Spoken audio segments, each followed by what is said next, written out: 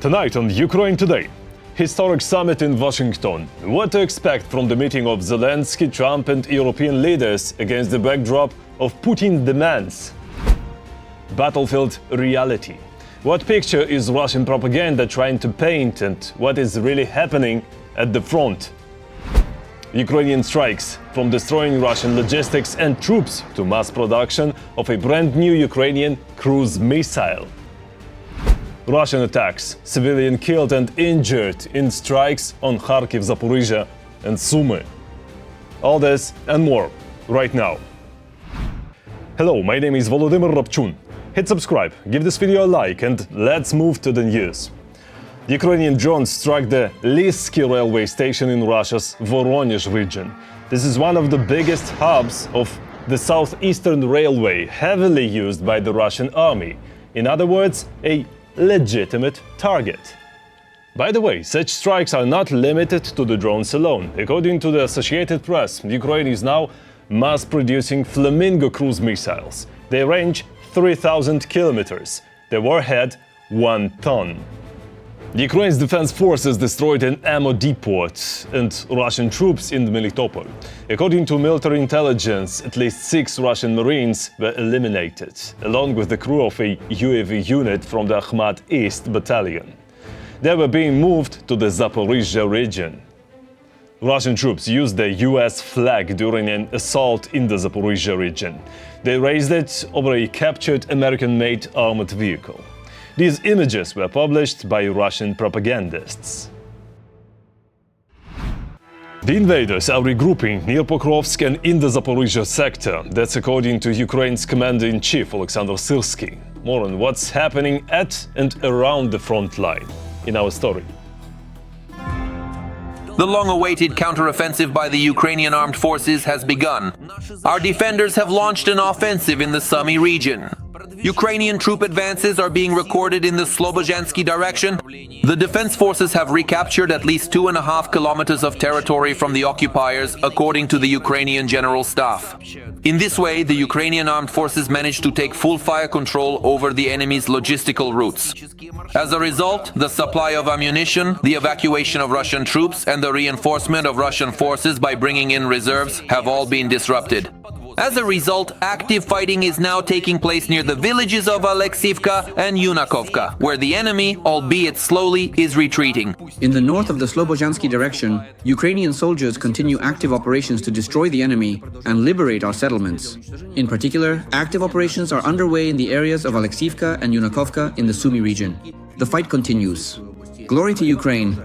However, the occupiers have not given up hope of breaking through the Ukrainian defenses somewhere. For the first time in a long while, the Russians launched a tank assault on Kupiansk. But the operation failed. The Ukrainian armed forces put up a fierce resistance.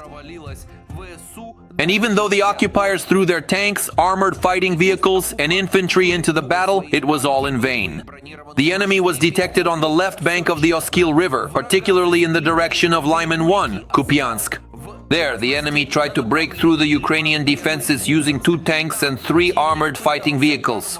However, the Ukrainian armed forces put up a worthy resistance, damaging and destroying the equipment and also eliminating almost all of the Russian personnel. Basically, for now, according to preliminary results, it seems the situation has been brought under control. With this breakthrough, the situation is gradually being pushed back, meaning the territory is being retaken. Meanwhile, Ukrainian tanks are hitting the occupiers without missing. In one of the settlements in the Donetsk region, where the 3rd Army Corps is holding the line, our tank broke through the enemy's defenses almost effortlessly. Despite being hit by an FPV drone on its armor, the Ukrainian armed forces vehicle quickly takes up position and opens fire on the enemy at close range. As a result, the crew manages to complete the mission and promptly return to their position without any losses. And here we see the work of the 4-post brigade's UAV operators. Their drone precisely struck the enemy's equipment and personnel in the Vovchansk direction. After the strike, the enemy suffered losses and was forced to abandon their positions. Even well-fortified enemy positions do not save the Russian army from Ukrainian drones. Thus, aerial reconnaissance pilots detected the movement of an enemy tank and pinpointed its hiding place. In 2 passes, the enemy vehicle was destroyed. The first drone tore off the camouflage net and the second struck the enemy IFV directly. The occupiers simply had no chance to escape. Our defenders also dominate the skies. In the past 24 hours, the Ukrainian armed forces managed to bring down at least 4 enemy strike and reconnaissance UAVs. As a result, against the backdrop of real failures at the front, the occupiers have resorted to the Kremlin's favorite tactic of fake victories. Soldiers of the Russian army are filming staged videos of capturing settlements. Thus, Russian propaganda is actively employing a new tactic of spreading disinformation, staged victories to create the illusion of success at the front. To do this, the enemy sends small groups carrying Russian flags to bypass the positions of Ukrainian defenders. Some of them manage to enter certain settlements and film short videos supposedly confirming the capture of new territories. These videos are used as triumphant reports to the Kremlin leadership and are spread in the media to put pressure on Ukrainian society. However, Kremlin propaganda tries to keep silent about such incidents. For example, last night drones attacked the Lysky railway station in the Voronezh region. As can be seen from eyewitness videos, a fire broke out at the site upon impact. The governor of the Voronezh region, albeit reluctantly, confirmed the drone attack several hours after the incident, noting that as a result of drone debris falling, a power line at the railway station was damaged and train traffic was delayed. We are talking about the Lysky station, which is considered one of the largest railway hubs of the Southeastern Railway of the Russian Federation. In the past 24 hours, Russia lost at least 940 soldiers killed and wounded. Since the start of the full-scale invasion, that's already 1,070,890 troops. On top of that, in just one day, Ukraine's defense forces destroyed 2 Russian tanks, 5 armored vehicles, 43 artillery systems and dozens more pieces of enemy equipment. Russian forces carried out massive strikes on Ukrainian cities. Kharkiv was hit by drones, apartment buildings targeted. There are dead, including at least 2 children, dozens more injured. Rescue efforts are ongoing. Also, Russian terrorists hit Zaporizhzhia with ballistic missiles and airdrop bombs. Civilian homes and shopping areas were damaged. Casualties reported, including 1 child. In Sumy, Russian strikes destroyed the state university. They used both drones and ballistic missiles. Luckily, no deaths were reported, though a security guard was injured. And they didn't stop there. Shahed drones hit the Azerbaijan's oil company Sokar oil depot in the Odessa region. Fuel tanks, a pumping station and technical facilities were damaged. A massive fire broke out. Unfortunately, air defense cannot give a 100% guarantee, which only means we need to improve existing systems and develop new ones. Ukraine has created a new air-to-air defense system, now undergoing combat tests. More about it in the next story. Ukraine has one more new solution for protecting the sky. A domestic company has presented its own model of air defense. The complex is capable of shooting down at least enemy drones from the air while scanning vast territories. Iridescence. A participant in the Defense Innovation Cluster, Maxon, is developing an air-to-air air defense system with its own guidance system and high-speed interceptors to protect larger perimeters. Their development is already undergoing combat testing in the Kyiv and Chernihiv regions. Naturally, there are few details about the new complex. The development still remains classified. However, when we talk about the air-to-air system class, we could be referring to several different engineering solutions at once. These include interceptor drones as well as UAVs equipped with strike capabilities. We're talking about having a platform that allows us to carry air-to-air missiles, and at the same time, we're not limited to just the M9. We can also talk about the R-73, although for some reason everyone calls it a Soviet missile, but in reality, while it was originally a Soviet development, it has been significantly modernized. So here we're saying that we've already found a comprehensive solution. We're also actively developing the production of UAVs for intercepting enemy drones.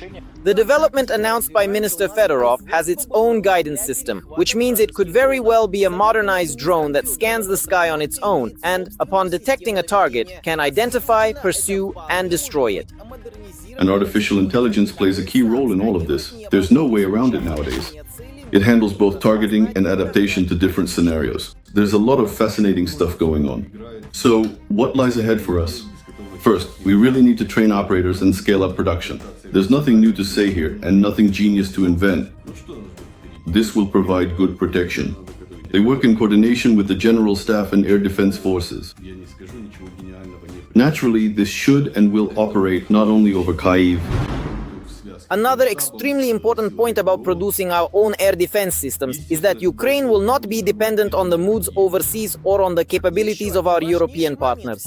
It was stated that the system is entirely domestic, assembled jointly by various Ukrainian companies, and therefore there should be no issues with components, repairs or maintenance. It is important that the Maxim technology integrates solutions from other Brave One participants.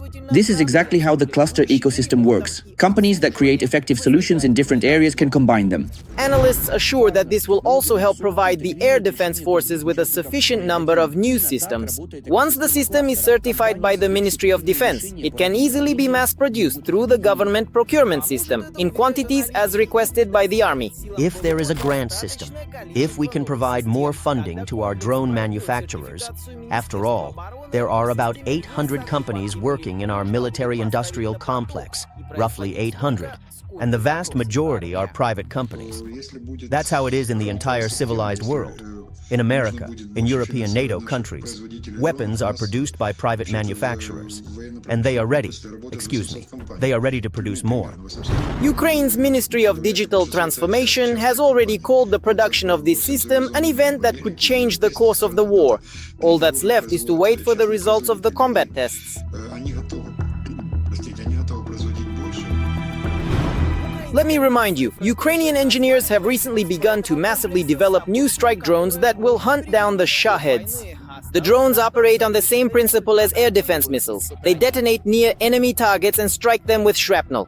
Moreover, Ukraine has brought drone production volumes to a whole new level.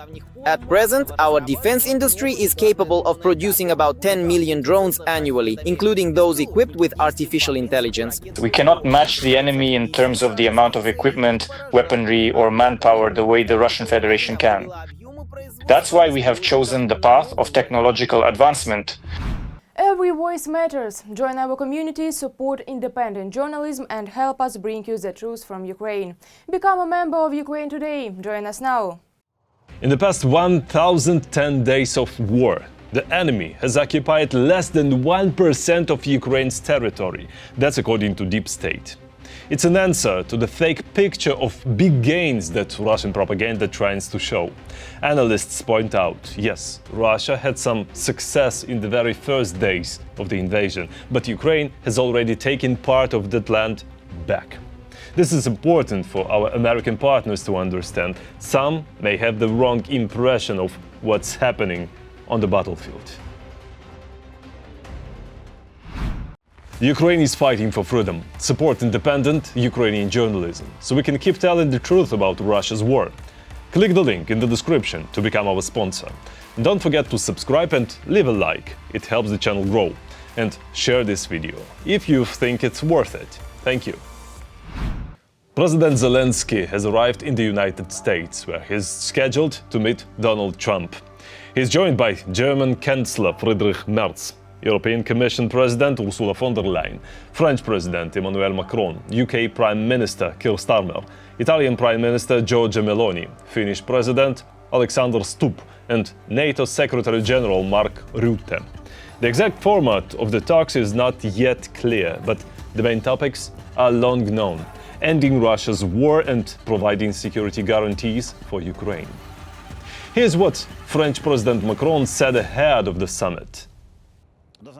in an extremely serious context, both for Ukraine and for the security of all of Europe. And it is precisely this context that led us, together with several European colleagues, at the invitation of President Trump and President Zelensky, to travel tomorrow to Washington. Why? Because right now is a decisive moment, both for this conflict, for the security of Ukraine, and for the security of all of Europe. And so, our objective tomorrow is simple: to remind everyone what unites Ukraine, the Europeans, and the United States of America. We want peace, a strong, lasting peace, meaning one that respects international law, begins with the return of prisoners and children, and allows stability to be built over time. That means respecting the sovereignty and territorial integrity of all countries. It is also the responsibility of the permanent members of the Security Council, namely the United States of America, the United Kingdom, and France. And that is what we will go to reaffirm tomorrow. There is only one aggressor, Russia. And today there is only one state that is proposing a so-called peace that would in fact be capitulation, and that is Russia.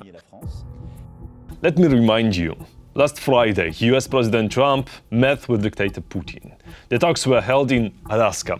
According to open sources, Putin repeated the same thing he's been saying for years, demanding territories he does not control and cannot capture. In return, he supposedly promised not to seize anything else. Empty words of a lying dictator. It's not that he wouldn't try to take more land. His army of killers and rapists has been pushing since 2014. But Ukraine's defense forces are holding them back. So Putin wants to be handed over without a fight what he's long failed to capture. And that would give Russia a perfect foothold for new attacks. This is exactly what Macron and other European leaders are warning about. This is what Trump must understand. The Alaska meeting was also commented on by Steve Witkoff, US Special Envoy, who took part in it. He said the US and Russia agreed on security guarantees for Ukraine, and now it's up to Kyiv. We agreed to robust security guarantees that I would describe as game-changing. We didn't think that we were anywhere close to agreeing to Article 5 protection from the United States, in legislative enshrinement within the Russian Federation, not to go after any other territory when the peace deal is codified, legislative enshrinement in the Russian Federation, not to go after any other European countries and violate their sovereignty. So we agreed to, there was plenty more. Oh, really? Russia giving security guarantees? The same terrorist state that breaks international law and ignores its own laws altogether. How can the word guarantees even be used here? And that's not all. Witkoff added that there is no need for a ceasefire in Ukraine since a peace deal is already being discussed. Meaning, why settle an interim solution if you can go straight ahead to a global one? Sounds more like an excuse for his own failure. Remember, before meeting Putin, Trump said there would be very severe consequences if Russia refuses a ceasefire. So the US president invited the dictator, expecting him to agree to stop the fire. Why? Because his envoy Witkoff told him he had already secured that promise from Putin. But in fact, he hadn't. Misunderstood, lied, either way, unprofessional. And now, excuses. Finally, talks in the format Zelensky-Putin-Trump may already take place this coming Friday, August 22nd. That's according to CNN. Meanwhile, the media learned what demands dictator Putin is preparing to put on Ukraine. More on this in our story. The echo of what happened in Alaska reached Washington. After the failed talks with Putin, Donald Trump meets with Ukrainian President Volodymyr Zelensky. I am genuinely worried that next week former President Trump might attempt to unfairly blame President Zelensky of Ukraine. He'll portray him as a warmonger even though everyone knows it's President Putin. Many are justifiably concerned about a repeat of the conflict between the leaders of Ukraine in the US that occurred in February of this year. Ukrainian and European diplomacy are working to ensure that, within the walls of the White House, Europe becomes a pillar of support for Ukraine. Along with Volodymyr Zelensky, several European leaders are also heading to Washington for a visit. Europe is sending in the heavy artillery to Washington alongside the president of Ukraine to support Kiev. European leaders are doing everything they can to prevent a conflict in the Oval Office at this critical stage of diplomatic negotiations aimed at ending Russia's war with Ukraine. The plan is for the European leaders, specifically Trump's favorites, Finnish President Alexander Stubb, Italian Prime Minister Giorgia Meloni, and NATO Secretary General Mark Rutte, to prevent an Oval Office 2.0 conflict. You don't have the cards. You're stuck there, your people are dying. Trump's style, his moods, his swings, Trump's ups and downs are very noticeable, by the way, especially in his approach to ending the Russia-Ukraine war. One moment Trump calls for a ceasefire, then he leans toward comprehensive peace agreements, and then again returns to the idea of a ceasefire. Now, once again under Putin's influence, he is supporting the idea of a comprehensive peace agreement. That's Trump, these swings and fluctuations. Unfortunately, that's one of his traits. The negotiations in Alaska, followed by the reaction of European leaders, showed that Putin is not inclined toward peace talks. The dictator speaks in ultimatums, trying to shift the responsibility for the continuation of hostilities onto Ukraine. Trump supports a plan to cede territories in exchange for peace in Ukraine. After meeting with the Russian president, President Trump told European leaders that he now supports handing over territories under Ukrainian control to Russia in order to end the fighting. According to media reports, in addition to the voluntary transfer of Donbas territories controlled by Ukraine, the Russian dictator is demanding official status for the Russian language, the right for the Russian Orthodox Church to operate freely, recognition of Russian sovereignty over Crimea, and the lifting of some sanctions. Essentially, there are no concessions or changes from the Russian side. Unfortunately, this meeting, this interaction with Putin has influenced Trump's assessments and approaches to the further negotiation process and to the conditions for ending the Russian-Ukrainian war. Ukraine's task, with the support of Europe, is to open the eyes of the US president. Among other things, in Alaska, Putin wounded Trump's pride. Sometimes Trump's moods get the better of his logic. But at the same time, Trump always wants to appear as a winner. He cannot allow himself to show his own defeat or failure. That's why, after the summit in Alaska, when he was clearly irritated and obviously dissatisfied, the summit was cut short rather unexpectedly, somewhat spontaneously, but that's typical of Trump, and most likely it happened at Trump's own initiative. The summit agenda was cut short. In response to the unprecedented honors, applause upon arrival, and personal warmth, the Russian dictator, in essence, left Trump with nothing. That's all for today. Thanks for watching. Thank you for your support.